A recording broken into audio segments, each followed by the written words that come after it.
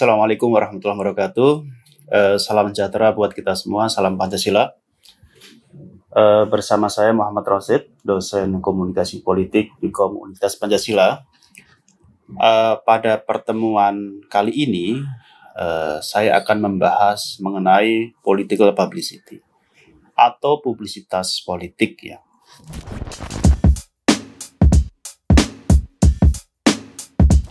Nah, sebelum kita melangkah dan menjelaskan lebih detail mengenai political publicity, saya coba untuk menjelaskan jabaran sub CPMK, capaian pembelajaran mata kuliah. Yang pertama, pada pembelajaran kali ini, mahasiswa mampu memahami political publicity. Yang kedua, mahasiswa mampu mengidentifikasi bentuk-bentuk publisitas politik. Yang ketiga, mahasiswa mampu mengaitkan political publicity dengan isu-isu kekinian yang terkait dengan komunikasi politik kontemporer. Nah, itu capaian pembelajaran pada materi political publicity. Baik, kalau kita bicara political publicity, kerap kali memang masyarakat pada umumnya itu terjadi kesalahpahaman. Nah, banyak di sekitar kita atau di masyarakat itu kerap kali mengomentari seorang politikus itu dengan kata-kata mencuri start kampanye. Ya, mencuri start kampanye. Yang semestinya itu belum saatnya kampanye, kemudian para politikus atau lebih spesifiknya para kandidat itu dianggap mencuri start kampanye. Padahal dalam ilmu komunikasi politik sebetulnya bukan mencuri start kampanye. Itu adalah bagian dari political publicity, publisitas politik. Nah, publisitas politik itu kapanpun, dimanapun bisa dilakukan oleh seorang politisi. Jadi tidak hanya dalam rentang kampanye saja, ya, karena ada ciri-ciri bahwa seorang politikus itu kampanye atau bukan kampanye. Kalau sudah menyebutkan pilihlah, kemudian coblos nomor sekian, baru itu dikatakan kampanye. Tapi ketika hanya muncul di tengah-tengah masyarakat dengan berbagai macam kegiatan, itu dinamakan political publicity. Baik, saya pikir sudah jelas ya, apa itu mencuri start kampanye yang masyarakat kemudian salah paham terkait dengan itu ya, padahal itu adalah sebuah publisitas politik. Nah, pertama saya ingin mendefinisikan dulu ya, apa sebetulnya publisitas politik. Menurut Howard Stephenson, publisitas adalah berita mengenai kejadian-kejadian yang direncanakan. Jadi suatu peristiwa itu sebetulnya diorganisir, direncanakan dengan baik. Jadi bukan tiba-tiba kejadian itu terjadi spontanitas, bukan seperti itu. Tetapi publisitas itu dalam perencanaan. Kemudian menurut Rucorni, ya, publisitas adalah teknik penyiaran suatu berita tentang peristiwa yang direncanakan terlebih dahulu dalam media massa tanpa membayar untuk kepentingan seseorang, suatu badan, atau suatu hal. Nah, ini juga pendefinisinya sama dengan sebelumnya, ada perencanaan. Kemudian untuk kepentingan individu bisa, untuk kepentingan suatu badan atau lembaga bisa, atau untuk kepentingan-kepentingan yang lain. Tentu dalam kaitan yang kita bahas itu kita korelasikan dengan kepentingan kelembagaan, yaitu partai politik, maupun kepentingan secara individual, jadi seorang politisi. Nah, bisa ditarik kesimpulan bahwa publicity atau political publicity adalah teknik penyiaran berita tentang peristiwa yang diatur atau diciptakan terlebih dahulu untuk kepentingan seseorang, suatu badan, atau suatu hal dalam tahap pertama tidak memerlukan biaya. Jadi kegiatan-kegiatan yang ada di tengah masyarakat itu bisa kemudian diarahkan dalam kegiatan yang menuju publisitas politik oleh orang-orang tertentu, terutama seorang politisi. Nah, sebetulnya apa tujuan dari political publicity itu? Pada umumnya tujuan dari publisitas itu. Yang pertama, memperoleh pengertian. Pengertian dari masyarakat atau pemahaman dari masyarakat bahwa seorang kandidat atau politisi itu kemudian kegiatan-kegiatannya itu bisa dipahami oleh masyarakat. Nah, itu yang pertama. Yang kedua, memperoleh penghargaan, ya, penghargaan dari masyarakat. Jadi semakin sering muncul kegiatan di tengah kegiatan-kegiatan masyarakat, tentu itu akan mendapatkan penghargaan dari masyarakat. Yang kedua, memperoleh goodwill atau maksud baik. Apa yang dilakukan oleh kandidat politisi dalam rangka bagaimana masyarakat itu memberikan persepsi baik kepada seorang politisi. Yang selanjutnya, saya pikir yang tidak kalah penting, yaitu untuk meningkatkan popularitas. Dalam sistem demokrasi bahwa popularitas itu sangat penting.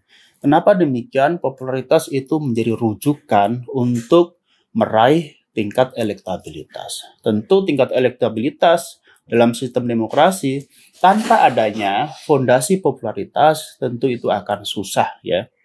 Meskipun juga saya katakan bahwa popularitas itu tidak selalu berbanding lurus dengan tingkat elektabilitas, tapi tiada popularitas tentu akan susah untuk meraih elektabilitas dalam suatu kontestasi. Itu tujuan dari political publicity. Nah, langsung saya akan menjelaskan tentang bentuk-bentuk political publicity. Yang pertama adalah pure publicity. Pure publicity itu adalah seorang politikus yang memanfaatkan peristiwa yang ordinary news atau kegiatan-kegiatan yang biasa, yang itu berulang-ulang. Misalnya apa sih kegiatan yang berulang-ulang itu? Seperti ada Natal, yaitu kegiatan berulang. Makanya ketika hari Natal itu pasti ada seorang politisi yang memberikan ucapan selamat kepada masyarakat yang menjalankannya. Itu bagian dari political publicity. Karena seorang politikus itu muncul di tengah masyarakat. Tujuannya apa? Ya apresiasi, popularitas, penghargaan, goodwill, dan sebagainya. Nah, apalagi misalnya baru kemarin tahun baru. Ya.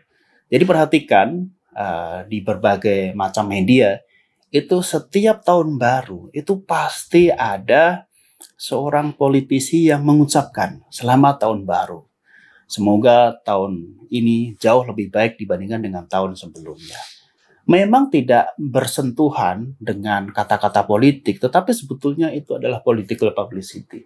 Jadi masyarakat sadar atau tidak sadar, itu harus dimanfaatkan oleh seorang politisi untuk meningkatkan popularitas dan pemahaman dari masyarakat. Nah, itu ya. Jadi pure publicity, saya ulang lagi, adalah seorang politikus memanfaatkan peristiwa-peristiwa yang berulang-ulang. Saya pikir banyak sekali peristiwa-peristiwa yang berulang-ulang di negara kita, ya. Entah itu hari ibu, entah itu hari pahlawan, entah itu hari ini, hari itu, dan sebagainya. Itu pasti dimanfaatkan oleh seorang politisi. Karena itu adalah momentum. Momentum digunakan untuk melakukan political publicity. Selanjutnya adalah yang kedua, paid publicity. Nah, paid publicity itu publisitas yang berbayar. Jadi memanfaatkan suatu peristiwa tetapi berbayar, ya. Misalnya seorang politisi itu tampil di media tertentu dengan membayar, atau kemudian dia itu semacam membayar suatu program, kemudian dia tampil di situ. Nah, itu juga bagian dari political publicity. Nah, bedanya kalau pure publicity memanfaatkan suatu peristiwa yang berulang-ulang tadi, sementara paid publicity itu berbayar. Ya, entah kemudian dia nulis di suatu media massa, atau dia tampil di suatu media, kemudian dia membayar, sehingga keberadaannya itu diketahui oleh masyarakat. Itu yang kedua. Yang ketiga adalah free ride publicity. Free rate publicity itu seorang politisi atau kandidat itu memanfaatkan suatu kegiatan yang sedang berlangsung. Dia sebagai free rider, ya. Misalnya ada pengajian, majelis taklim, ibu-ibu, kemudian di situ ada caleg yang tiba-tiba sambutan, tiba-tiba ceramah dan sebagainya. Itu berarti dia memanfaatkan political publicity, bentuknya adalah free ride publicity. Jadi menunggangi kegiatan yang sedang berlangsung, sehingga dia mendapatkan suatu semacam manfaat di situ, dikenal orang-orang, kemudian disebarkan beritanya di berbagai macam media dan sebagainya. Saya ingat misalnya dulu sekitar tahun 2000 berapa ya, 2004 2009 ya. Di situ ada misalnya Wiranto Haritanu yang waktu itu menjadi pasangan calon presiden dan calon wakil presiden pada saat itu ya. Ya, meskipun juga nanti kemudian tidak terverifikasi. Tiba-tiba ikut main sinetron di medianya. Nah, itu bagian dari free rate publicity. Jadi kegiatan sinetron apapun itu tiba-tiba tampil di situ, tiba-tiba menjadi pemain di situ, ya dengan harapan dia mendapatkan goodwill dari penonton sinetron itu. Apalagi rating sinetron itu termasuk rating yang sangat tinggi ya di Indonesia. Karena apa? Penonton atau masyarakat Indonesia itu menaruh perhatian yang lebih tinggi dengan acara-acara sinetron seperti itu. Nah, itu free rate publicity pada intinya adalah menunggangi suatu kegiatan yang sedang berlangsung. Nah, yang keempat adalah tie-in publicity. Nah, tie-in publicity itu memanfaatkan suatu peristiwa yang extraordinary. Jadi peristiwa yang luar biasa. Peristiwa yang jarang terjadi. Peristiwa yang jarang terjadi itu misalnya seperti peristiwa-peristiwa yang menggemparkan. Misalnya ada gempa bumi, ya, kemudian ada bencana. Nah, biasanya ketika ada gempa bumi, ada gunung meletus dan sebagainya, di situ banyak korban, kemudian ada politisi yang hadir di situ, datang memberikan bantuan kemanusiaan dan sebagainya. Satu sisi memang nilai sosialnya baik ya, tapi satu sisi itu bisa digunakan sebagai kegiatan political publicity, ya, publisitas politik. Pasti di situ akan disorot kamera, masuk media.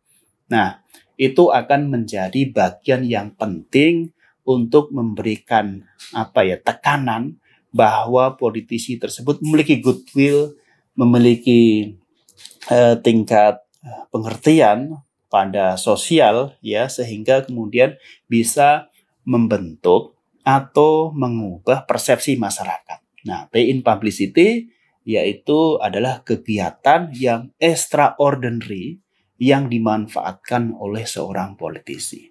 Nah, itu bentuk-bentuk political publicity yang saya ulangi lagi. Political publicity kerap kali disalahpahami oleh masyarakat mencuri start kampanye. Tapi padahal itu adalah political publicity dan itu sah-sah saja dilakukan oleh seorang politikus. Apalagi menjelang pilkada, menjelang pilpres, menjelang pileg ya. Tentu itu harus dimanfaatkan oleh seorang politisi untuk meningkatkan goodwill, meningkatkan pengertian, meningkatkan popularitas, dan tentu juga punya dampak pada elektabilitas.